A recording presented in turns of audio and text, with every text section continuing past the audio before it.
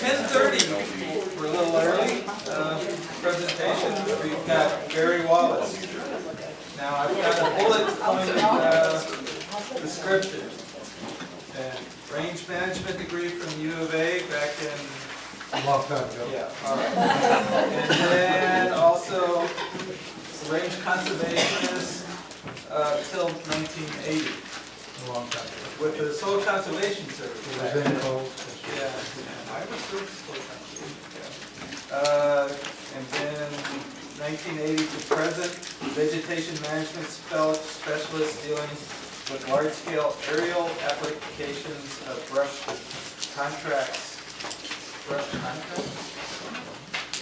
Brush management? Brush spraying? In the western U.S., provided oversight and supervision for over 3 million acres of aerial application contracts. So, I give you Mr. Wallace. Thank you. I don't think I'm going to need the microphone. Can you hear me okay? Can you hear me okay? Talking to some people outside. What I'm going to talk about today, depending on your point of view, I'm going to be the good guy, I'm going to be the bad guy. I got approached from a good guy standpoint, and we're going to approach this subject through the eyes of a chemical application preference, okay? Well, that's where I'm at. That's my email address. I live in Gilbert, Arizona, and I work 5 states, the 4 corner states plus Nevada. And then I run brush contracts from Montana to Chihuahua City with aerial aircraft, okay? Is this not working?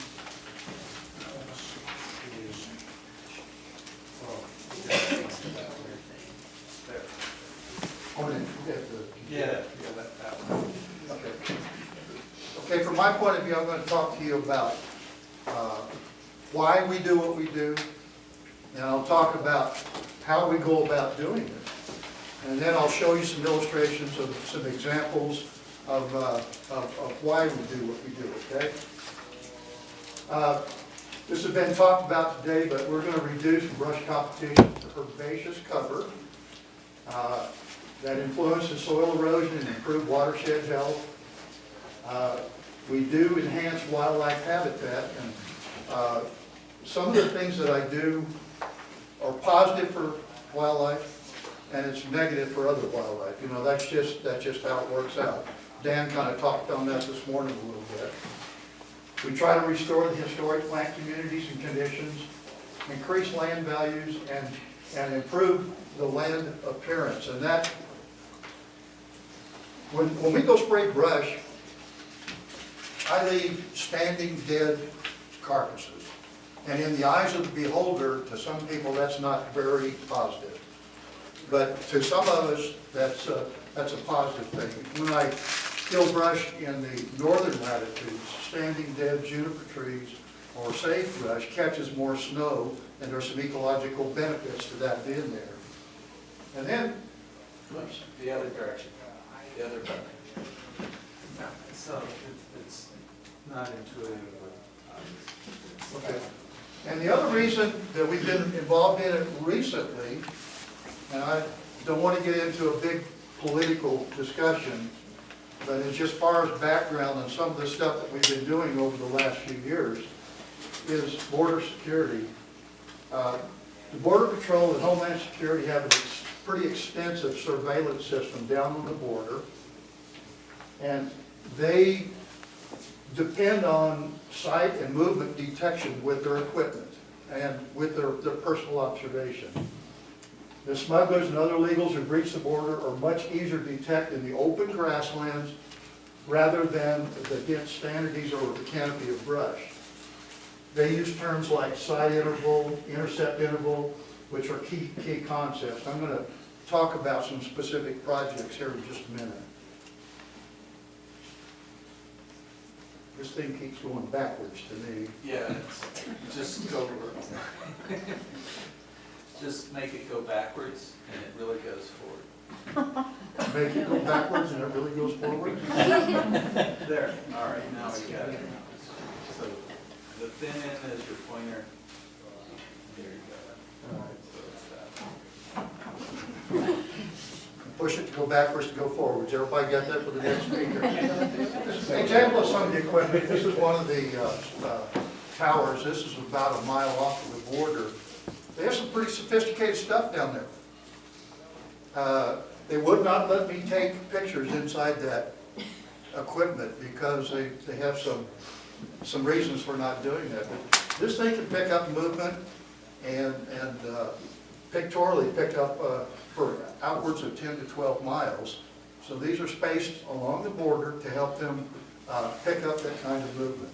Let's see if I go backwards to go forwards. No, it goes forward if I go backwards. Our project description in Cochise County from the U.S.-Mexican border.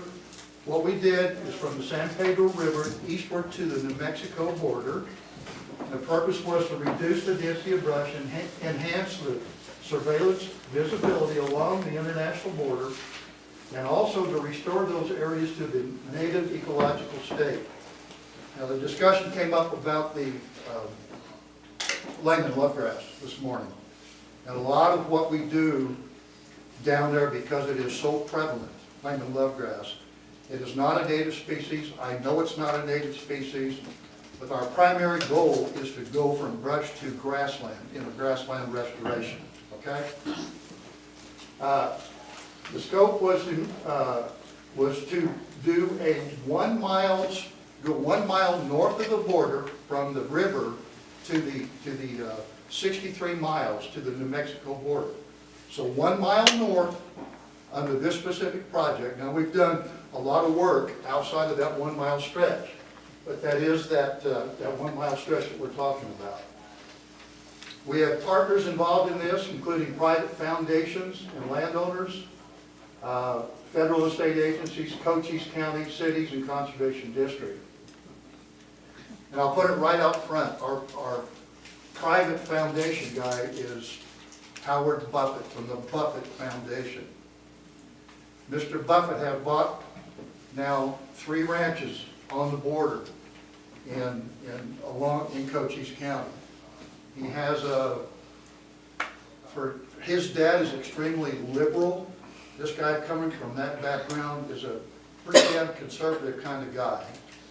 But he's really got this thing about border security. And to prove the point, he's put his money where his mouth is, and he's bought ranches down there. Now he's bought the 3rd ranch, the 3rd one just recently, to build up his credibility as far as this security aspect goes. We're targeting the Chihuahuan brush species in the 12 to 16 inch precip zone. We're targeting velvet mesquite, creosote, whitethorn, tarbush, catclaw, wait-a-minute bush, and a few others. Some of the methods include mechanical grubbing and aerial application with approved herbicides by either fixed wing or helicopter, and I'll talk about the advantages and disadvantages. To break down the cost, the mechanical costs are ranging from $250 to $450 an acre, depending on the site and the brush density. Our aerial work ranges from $50 to $80 an acre, and that the $50 side would be on fixed wing side. The $80 an acre would be a helicopter application, including the chemical. We talked about the Buffett Foundation. We also have used EQIP, Clean Water Cost and Share programs, grants. We've gotten grant work specifically for wildlife. And then the BLM range improvement funds have been or can be used on these projects as well. Restore Arizona, there's a new name for it now, I don't even know what it is, it's an accelerated program to restore grasslands in a program patterned after the Restore program in New Mexico. And it's established to treat encroached rangeland on a landscape scale. That is, we're not treating 40s or 80s or 120s In New Mexico, some of their projects are 50, 100, 200,000 acres at a time. Now, they have a history over there, and because they have that background history, they're able to go after funding.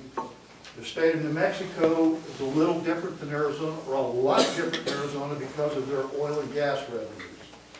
A lot of oil and gas money through the oil companies is pumped into the state coffers to supplement these programs. The state of New Mexico is still pretty agrarian too. Their legislature is a lot different than our Arizona legislature. They actually allocate from $1 to $2 million a year into that Restore New Mexico program, which keeps it funded over the long haul. And they've treated about 2.5 million acres in New Mexico under that program in 20 years.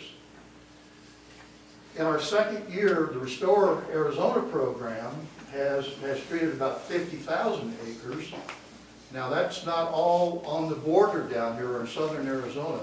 A lot of that is in Apache County on Juniper up there. I'm just talking about the total acres that have been treated through that program. Technique comparisons, the mechanical, we saw the numbers, it's expensive, 2 to 3 acres per hour. The big stumbling block on a lot of the mechanical treatments is getting cultural approval or ground disturbance for cultural sites. In aerial, it costs a lot less, and they're showing you with the helicopter I can treat from 80 to 100 acres per hour, and fixed wing I can go 200 to 500 acres per hour. And there's a lot of variability depending on ferry distance, length of run, the shape files that it's given to me to treat. The big advantage is we do not have to deal with that ground disturbance because we do not disturb the ground sites, okay? That takes a lot of the cost and effort out of it as well. This is one of the sites we treated right on the border. My back is against the border fence right here. And that draw, the upland areas that you see there have already been treated. They've been either drubbed or they've been herbicide treated. And the bottoms were purposely left out for treatment because they are wildlife corridors. And because the border security came up as an issue on that border project down there, they gave us a kind of a categorical exclusion to treat those bottoms.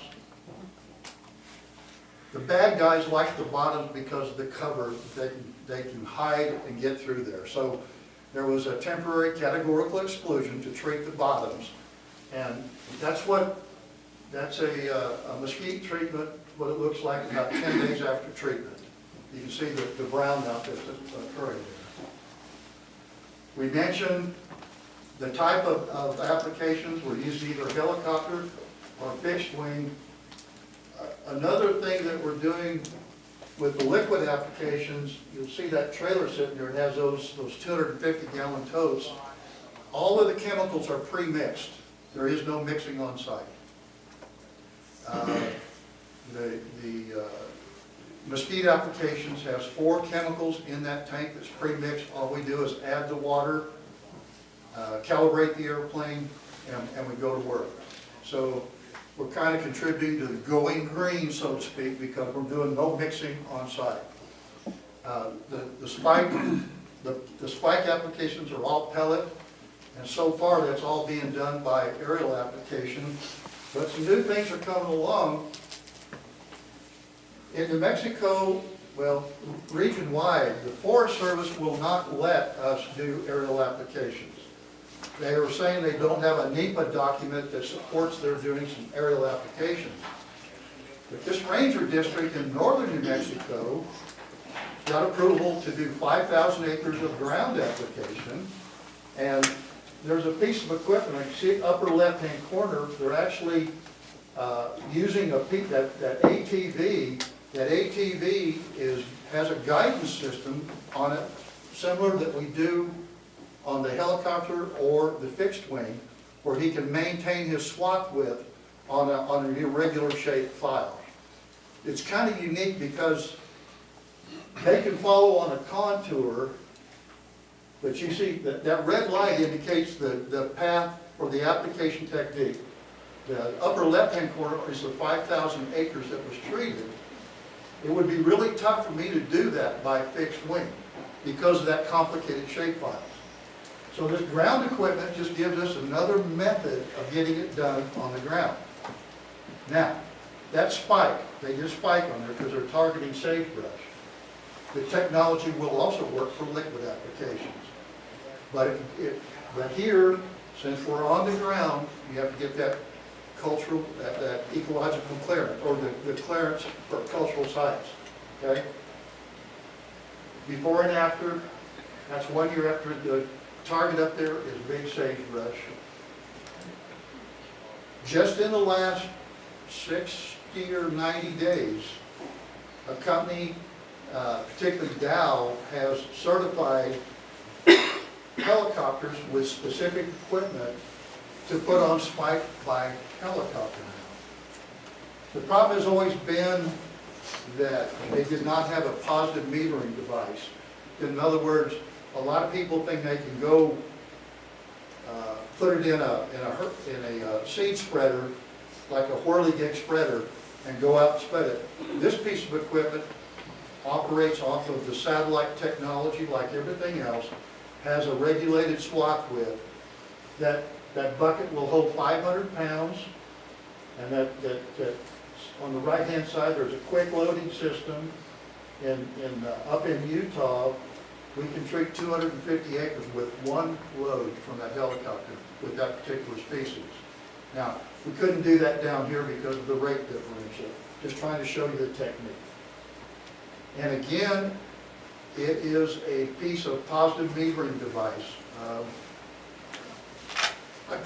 I gave a meeting in McNeil about a year ago, and a guy came up to me and said, I need 400 pounds of spike. And I said, well, that's fine. Where are you going to put it? And he said, well, I'm going to fly it on myself. He had a super cut. And he put a fertilizer spreader and opened the door of that super cut. He was flying, and he had a guy pouring bags of spike in, and they were just slinging that spike out. And that's an example of how not to do it, because he had no idea of his swath width, his speed, or anything else. But I obliged him. He called me day before yesterday. October, I'm going to go down to Cochise County, and I'm going to fix his mess, okay, with the way it should be done, okay? This is an example of some large equipment in New Mexico. That curtain that you see folded in the back there will come forward, and the pre-mixed material for mesquite and the water and the jet fuel is all on that trailer, where we can move the trailer from site to site to make us more mobile active. Again, using the pre-mixed material concept, okay? That's an 802 air tractor. On this particular contract, I had 4 of those airplanes flying, and we treated 81,000 acres in 4 days. In Mexico, they do stuff on a large scale, stuff that we can't do here. We don't have the money to get it done here. The pre-mixed stuff, you don't have any chemical exposure, no mixing. You get the efficiency because of that. All the containers are labeled accordingly. It's legal in the state. We don't have to rinse or return any or dispose of any containers. And the cost of these chemicals includes freight to and from the field included. The agencies, particularly the BLM up in Oregon, Nevada, and Utah, love this technique because those containers have a method where they can maintain a chain of custody, where they can monitor every gallon, every product going on every acre because of that chain of custody thing that's on that container. It's a big deal. It's a big deal today. That's some examples. Those are 250-gallon totes in the center and go all the way down to 15-gallon totes. On the right-hand side, we can pre-mix stuff, but those are one-way containers. I'll mix it, put the labels on it for you, but those are one-way containers. You still have to dispose of the container. okay? This is the facility where we actually do the mixing. In the background, those are 3,000-gallon concentrate tanks. The one on the left is Arsenal, the one on the right is Plateau, which is Mazapic. And then those are just the bulk containers from which the mixing is done. A couple examples here. Again, these are on the border. The southern boundary of both these treatments is on the border. I used a fixed-wing aircraft on the one on the left because of the shape of that shapefile. I don't generate the shapefile. The agency gives me the shapefile that is uploaded on the aircraft, and then we go fly it. Now, that's the as treated. That red that you see there was as treated by a fixed-wing aircraft. The one on the right was a helicopter application. They gave me a shapefile that totaled 604 acres, but when we flew it, there was only 300 acres of brush on it. Now, I didn't like doing this because I was the guy with the door off the helicopter with the joystick in my hand. The pilot was flying the line and I was actually doing the application. We only put in the chemical where we had enough canopy of brush to justify the treatment. I don't like doing that every time. We did it on this particular treatment. What I'm trying to demonstrate here, though, is when you use fixed wing versus helicopter, because of that, the shape files itself kind of predicates what you use where, okay? This is on the San Jose Ranch down by, between Bisbee and Sierra Vista. The border there, one of those treated bottoms that I showed is one of those colored ones that you see there. You see the very distinct line going north? That is the 1 mile boundary of what was treated. Everything else in between was not treated. I just wanted to show you that we had to use a helicopter on this because of that complexity of those shapefiles. When we fly on the border down there, or close to the border, I go tell the Border Patrol that we're going to be there the next morning. I call the Sheriff's Department. I tell them I'm going to be out there the next morning. And we still cause a ruckus and everybody shows up the next morning. So, I don't care how much communication that you try to do, they don't seem to talk to each other very well. That is a complicated, I'm just trying to show you when you use a helicopter and when you don't. That's an example flying right on the fence. That's a cleanup pass where he's flying right on the fence just to clean it up.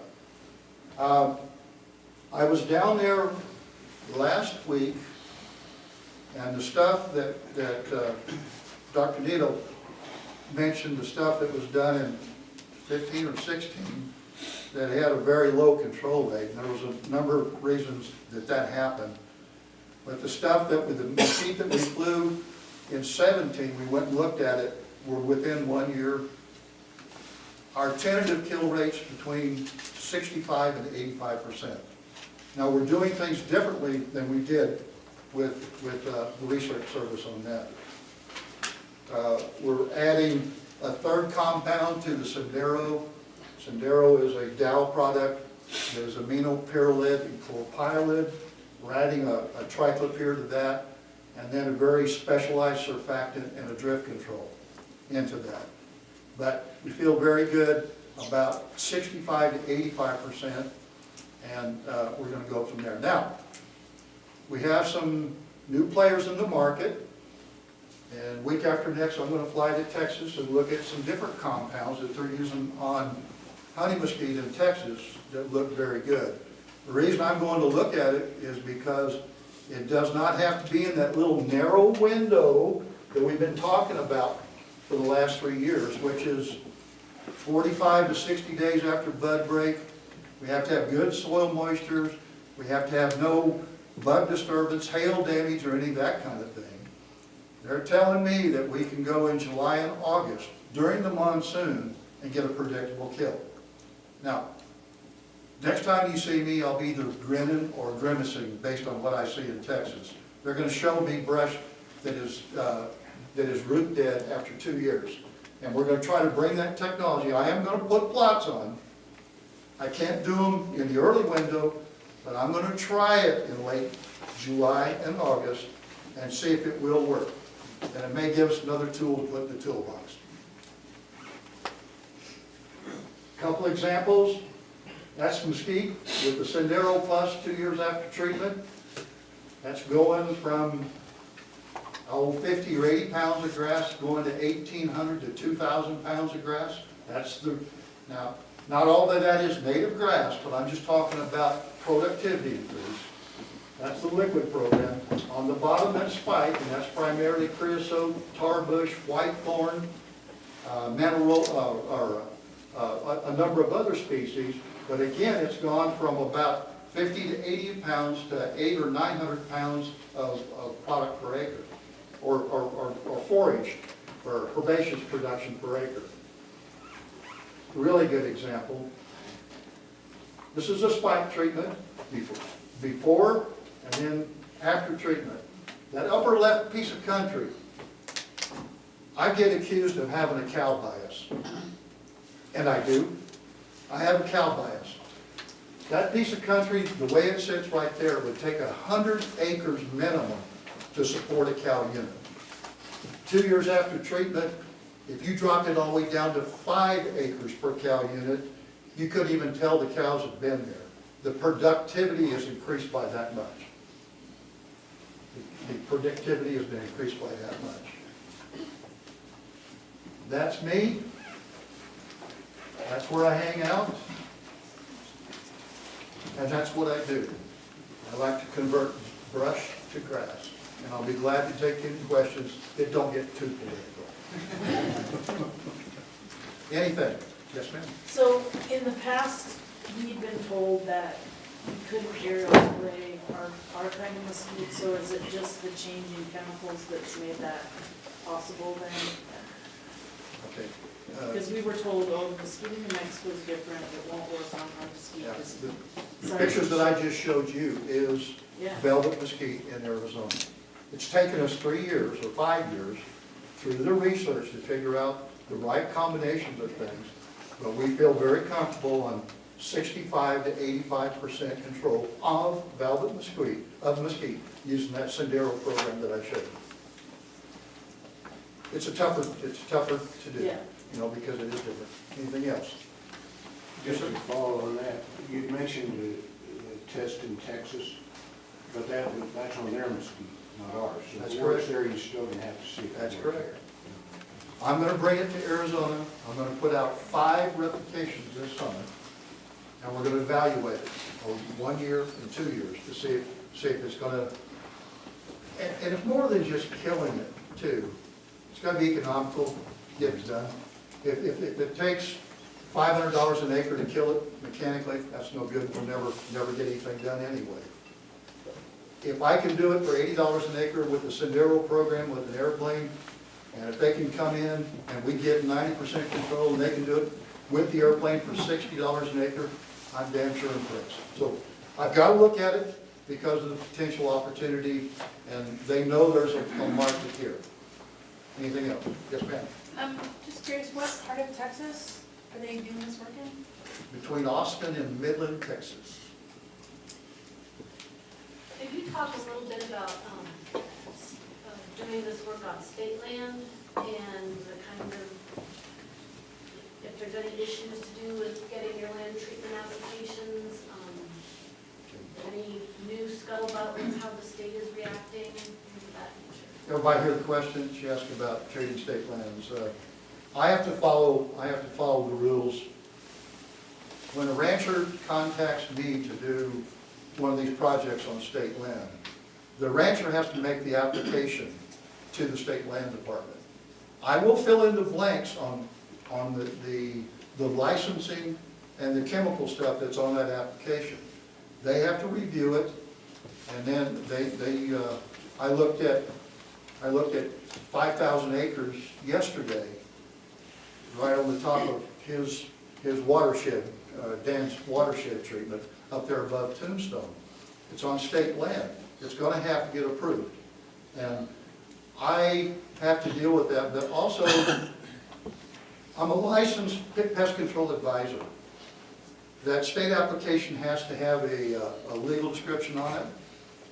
Now they're requiring a grower's permit that you have to apply for, and that legal description. The state can now check those two documents, and also I have to write a legal document called a 1080, which is the instruction to the pilot that has to be sent to the Department of Ag, so they can triple check those legal descriptions.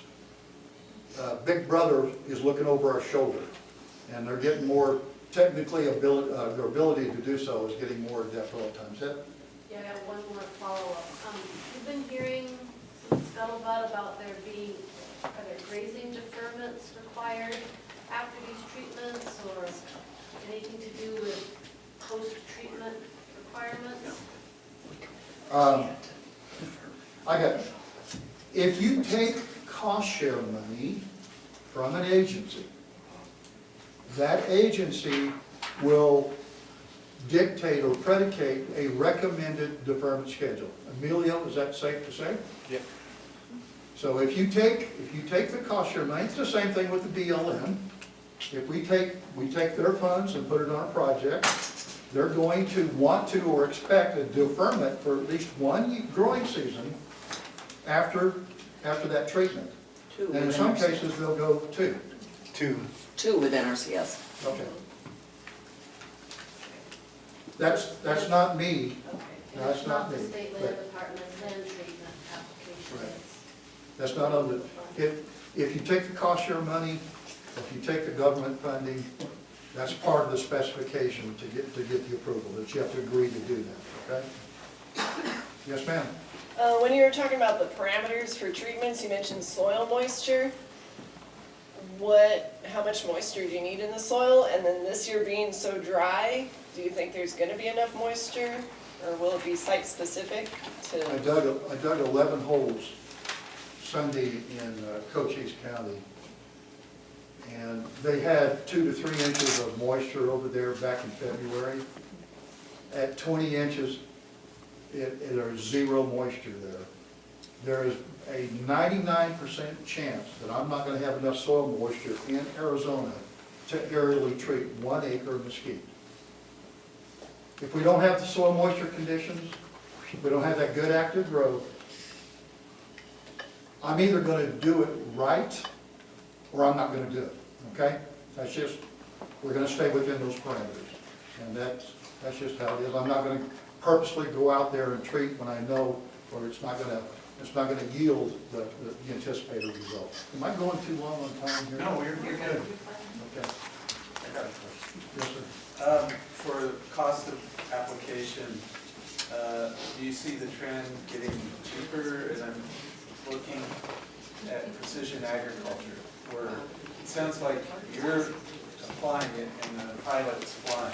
So with precision agriculture, you get a tractor driver and it's all programmed in. And then they just run the course, and then it's automated when they spray. So you can get complicated areas of application without two people. I'm not in the airplane when we fly Spike, and I'm typically not gonna be in the airplane or the helicopter when we do liquid application. The satlock equipment, there's a screen inside that cockpit. That shape file is there. And as he's flying it, he's painting those strips. At the end of every day, me and my GIS guy goes and pulls that thumb drive out of that aircraft, and we evaluate that treatment.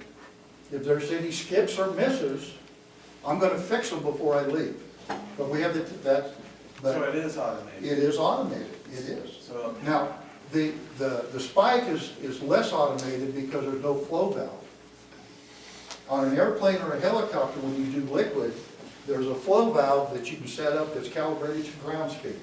Whether you're flying at 30 miles an hour or 80 miles an hour, that's equivocated to the ground speed and the flow coming out of it. Not so with spike. Good question. What else? Yes, sir. Just in terms of, in a good year, and you were going to apply, what's like the minimum acres that you could fly economically for your own operation if you go into something? The equipment, the specialized equipment that's on these aircraft, I showed you that helicopter guy, you know, and he's got one of those helicopters in, outside of Midland, he's got one in Salt Lake City, and then at some point in time, if it's justified, you know, he might bring that aircraft over here, or a competitor may set up something to come over here. The guy with the helicopter said he would come to Arizona and treat spike for at least 1,000 acres.